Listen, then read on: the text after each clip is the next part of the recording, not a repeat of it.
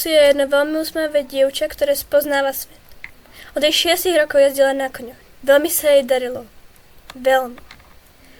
Až tak moc, že sa dostala na majstrovstvá sveta.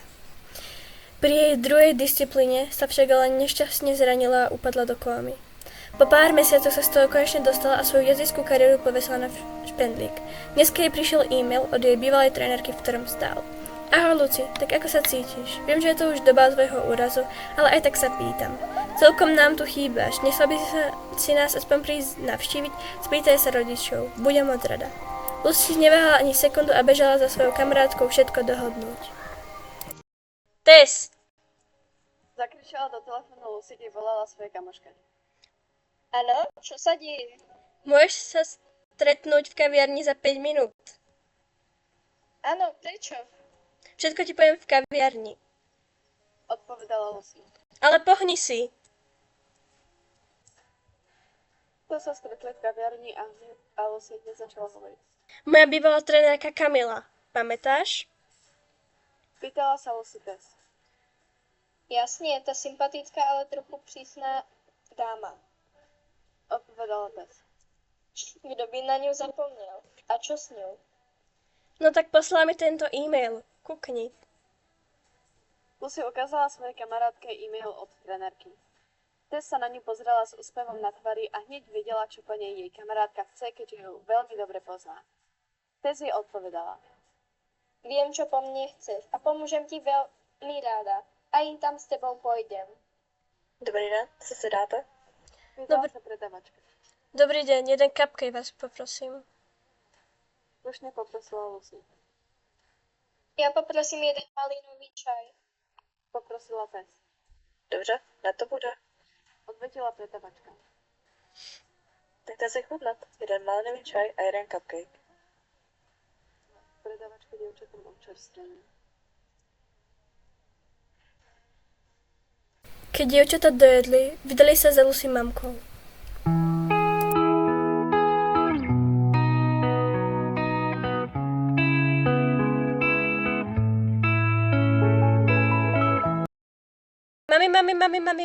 Mami. Volala Lucy na svoju mamku a bežala k nej. Co se děje, děvčata? Povedala vystrašeně mamka. Lanternová, my s Lucy bychom vás chtěli o niečo poprosiť. Povedala slušne Tess. Ano? No vieš, mami, trénerka Kamila ma pozvala k nej do stajne, že by som mohla ísť sa k ním pozrieť. Mohla by som, prosím, šla by so mnou aj Tess a dávala by na mňa pozor. Prosila Lucy. Já s ním nemám až tak velký problém. Ale třeba to poví táta. No, zeptej se ho. Ode mě to máš povolané. Povedala mamka. Lucy s Tess se na sebe usmiali a běžali za Lucy otcom. Děvčata, rád vás zase spolu vidím. Co ode mě chcete v tak prenádherný den? Oci, od mamky to už mám povolené a je to taká vec. Trénerka Kamila ma pozvala k nej do sane, že by som sa mohla ísť k ním pozrieť. Mohla by som, prosím, šla by so mnou aj Tess a dávala by na mňa celú dobu pozor. Si oca. Otec sa na chvíľu zarazil a onedlho povedal. No, víš, od tvého úrazu se o tebe bojím. Každý den. Když se něco stane a zase to bude to samé jako před 5 lety. Ale když tak hodně chceš, tak tě pustím. Lucy so slzami v očiach objala oca. Tess, choď sa domov pobaliť a ja pôjdem tiež. A potom vyrazíme. Dala šťastne Lucy a odbehla domov sa pobaliť.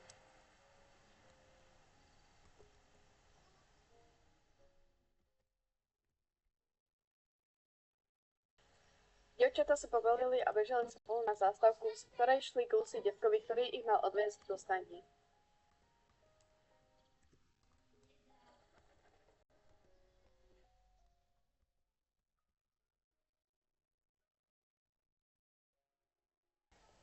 Dievčatá vystúpili vo Ford Pinte a šli za Lucy detkom. Tak co, tešíš sa? Ani nevieš ako. Povedala nadšene Lucy. Děvčata pokračovaly v cestě.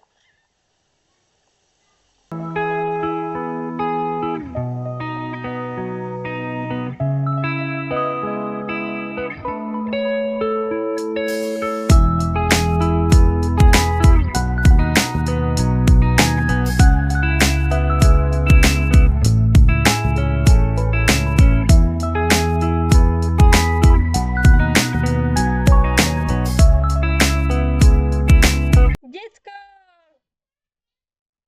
Zakřičela Lucy a běžela oběť svého dětka. Tak rada tě vidím. Lucy, já tebe. Co to robíte, děvčata? No, my sa zajtra chystáme ke koňom, tak zda by ste nás nezavezli a nemohli bychom u vás dnes Povedala za Lucy Tess. No, tak nějak. Odpovědala Lucy. Dětko se usměl a povedal. Děvčata, toto já pro vás všecko rád urobím. No, ale teď musím na hodníku jít pryč. Ale hned se vrátím. Zatím si ještě najíst do podniku kousek od tady toho. A já jsem hnedka zpátky. Povedal děvčatám dětko a odešel.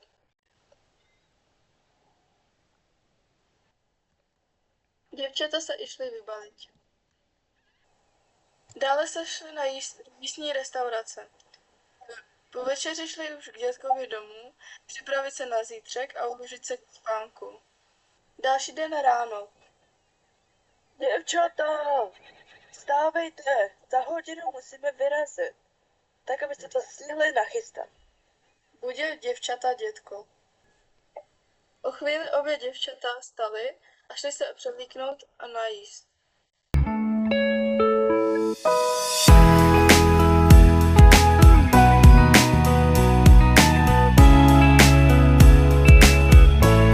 Jsme hotové, můžeme vyrazit. Povedala dětkovi Lucy. Dětko až s děvčatami nastupili do auta a vyrazili do stání. Děvčata dětko vyhodili tájemby a obě byly velmi chvátěné. Pomalu se viděli za trenérkou.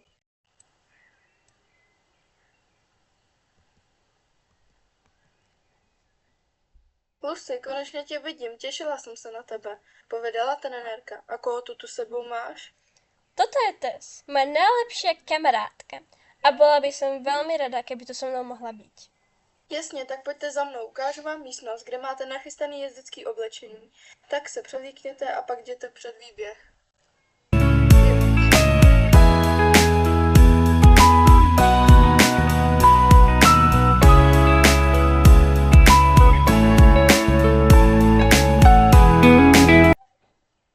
Tak čo, si pripravená zažiť poriadny zážitek?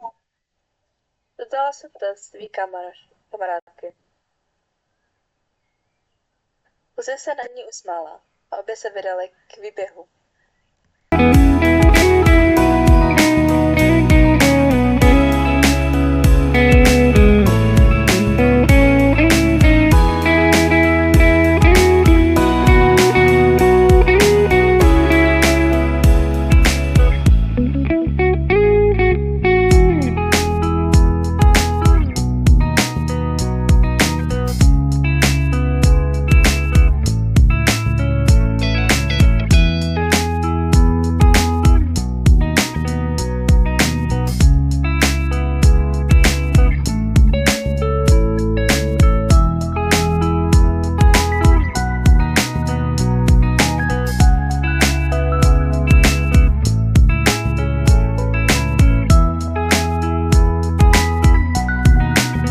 Už jsem vám vybrala vaše koně, na kterých budete jezdit. Pro Lucy tu mám Sky, je to výborná kobylka pro začátečníky a pro Tess jsem vybrala Moony, je to kobylka pro pokročilejší jezdce. Prvně si je nachystáte a až potom půjdeme na jízdárnu. A tam si vše ověřím, co kdo jak umí. Lucy, tam je Sky, to je ta bílá kobylka Connemara a Tess, tam je Moony, ten Tennessee. Wow, Tess, kukni, aká je nádherná. Wow, i Moony je nádherná. Tess, pomôžeš mi s tou ohlávkou? Ja už som to zabudla dávať. Jasne. Pani trenérka, kam ji máme dať? Dejte je do boxu.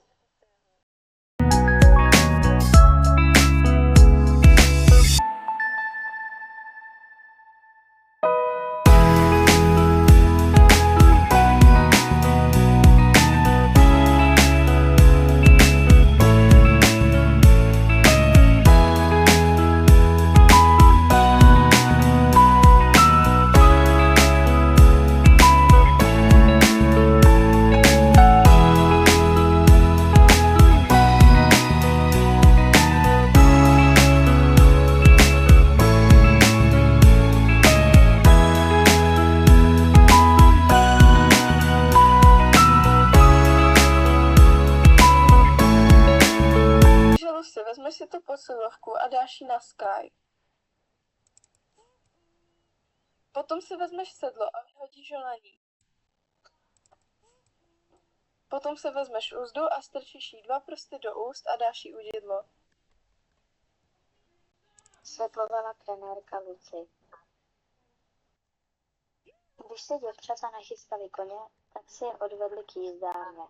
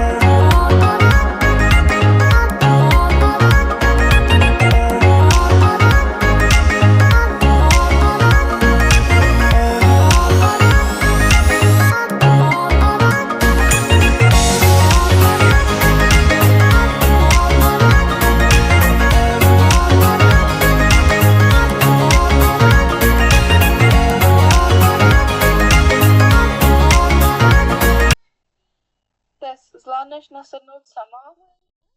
Zeptala se trenérka Tess. Jasné. A môžem ju ísť zatiaľ vykráčať? Klidně, ale dávej pozor.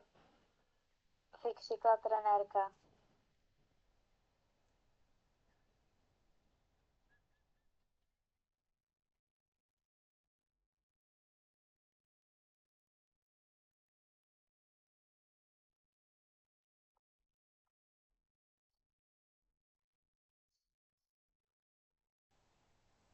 Takže, Lucy, teď si dáš tuhle nohou do směru a vyhupneš se nahoru.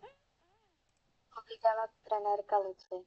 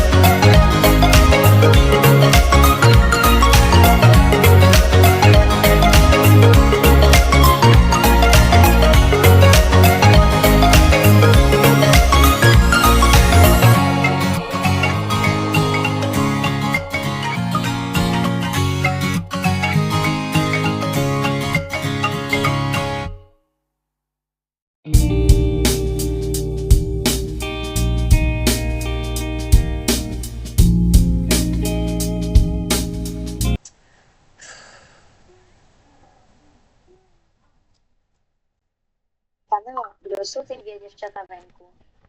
No, přesně jako. Klid, děvčata, jsou tu jen na pár dní. Proč se ptáte?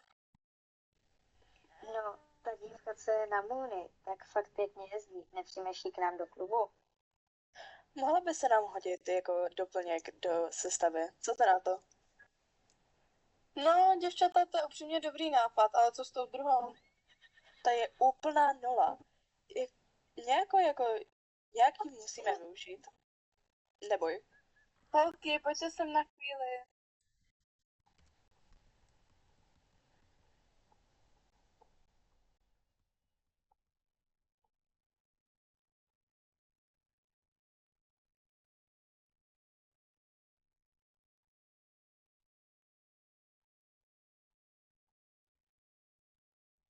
Ano.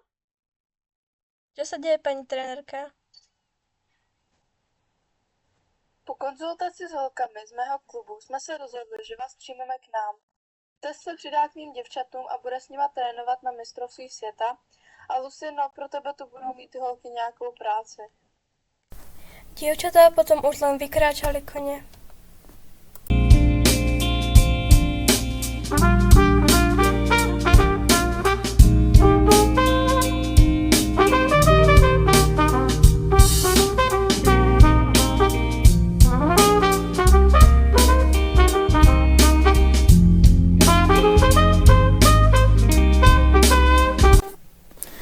Obě potom pri staniach zasadli.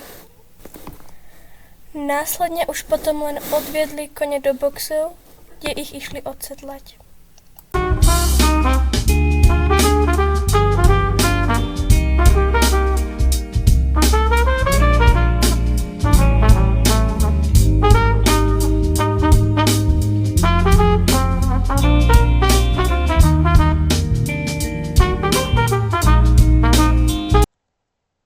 Ideme i dať do výbehu. Povedala Tess Lucy. Ta je prikývla a odvedli koně do výběhu po náročném tréninku.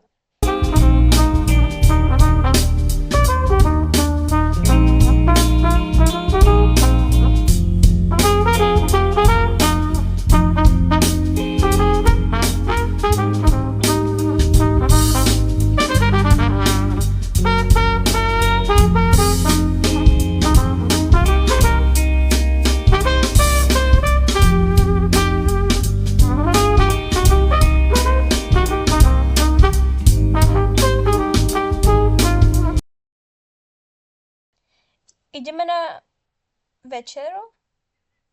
Pýtala se Lucy Tess.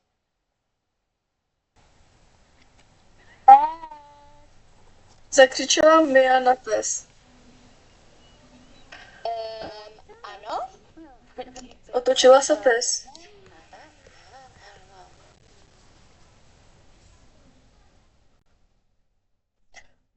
Pojď se na chvíli popovídat.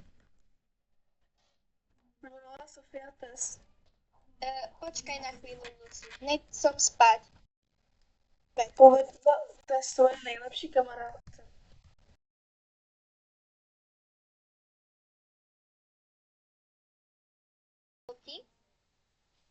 To se fakt bavíš s takovou nůbkou? Prosím, veď Lucy je skvelá kamarádka. Ale prosím tě, teď je úplně nemožná. Zítra o 9 se setkáme v jízdárně a budeme trénovat na mistrovský. Hlavně nepřijď pozdě. Tak dobre, ahojte. Dobré ráno. Tess, kde jsi? Lucy hledala svoji kamarádku. Lucy sa prezliekla a vydala sa hľadať Tess.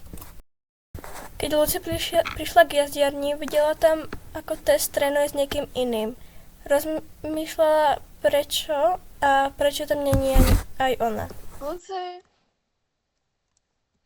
Volala na ní trenérka. Tady jsem, pojď ke mně.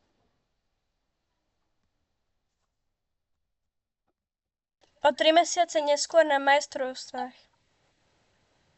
Vítejte na mistrovství světa v drezuře, uváděl vedoucí závodu. Tyto závody se u nás konají už po 3. a my jsme moc rádi, že jste se zúčastnili. Teď si představíme týmy. První tým tu máme Vlky. Jsou to velmi silné dámy, které u nás už 2krát vyhrály toho mistrovství. Další tým tu máme Pink Legacy. Tyto děvčata jsou u nás poprvé, tak jim moc držíme palce.